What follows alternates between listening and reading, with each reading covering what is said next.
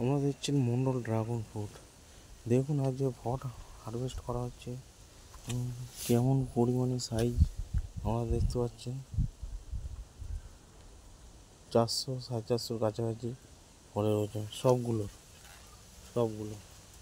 Harvest করা চলছে এখন। এগুলো কাটা হবে, এগুলো ওই ফলের সাইজ দেখুন, না দেখলে আপনারা বিশ্বাস করতে পারবেন না। ফলের সাইজ দেখুন, 500-550। হাত দিয়ে ধরা যাচ্ছে না।